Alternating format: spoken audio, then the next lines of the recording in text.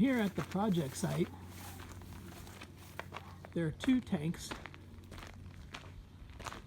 one of which is fed at the bottom from the well. Once that tank fills, it spills over into this other tank,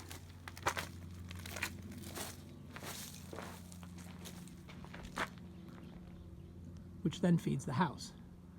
Call this the spillover tank. We can see that the primary tank is almost full.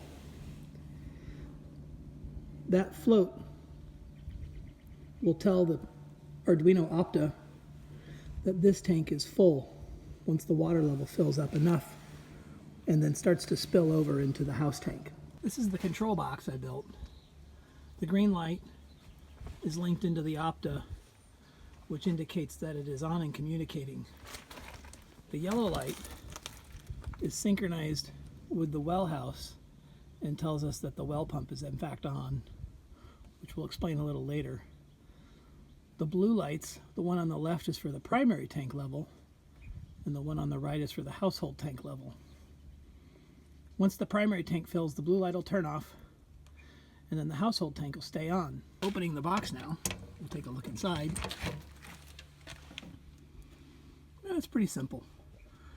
We have 120 volts coming in, powering the power supply. We have the two float switches at the bottom, which then communicate into pins I1 and I2 on the Arduino. Below the relays, turn on the green light and the yellow light, green light being the functioning status, and the yellow light being that the well pump is on. We'll show those in the software later about how those variables synchronize through the cloud to the other Opta unit down at the well house. A little more excitement now. We see that the float switch has now indicated that the primary tank is full, although it's going to continue to fill because the household tank or the spillover tank is still calling for water. This water level will continue to rise, being fed by the well, until it spills over into the pipe, downhill to the spillover tank.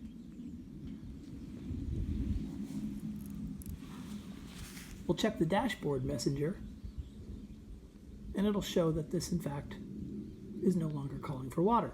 Back at the control box, we can see that the light on the left is turned off, indicating that the primary tank is full. The light on the right, the blue one, is still on, indicating that the house tank, or spillover tank, is still asking for water. Green light is still on, and so is the yellow, indicating that the well pump is still on. The water is starting to spill over now. You can even hear it spilling over into the other tank. We'll walk over there and take a look.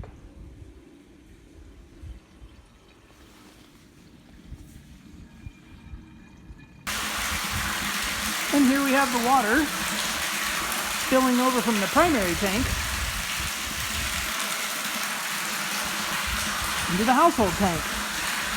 It's going to take a while to fill this, so we'll go down and take a look at what's going on in the well house right now.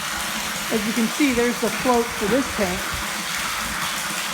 and it's going to take a little while to turn it off. But once that float is triggered,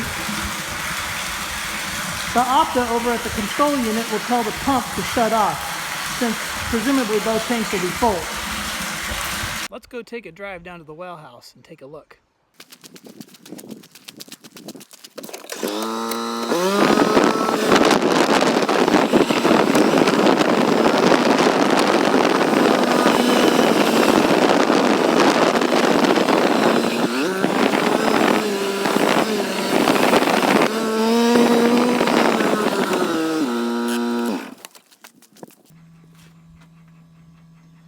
Here we are in the well house.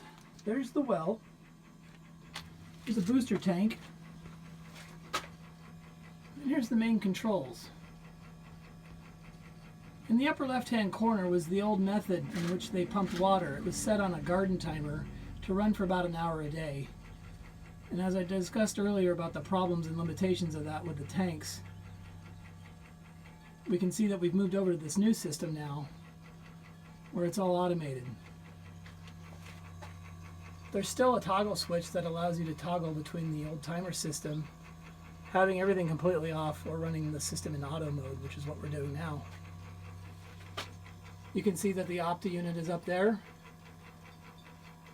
The third LED is the LED that synchronizes, indicating that the tanks are calling for water. There's a cool little current transformer dry contact relay.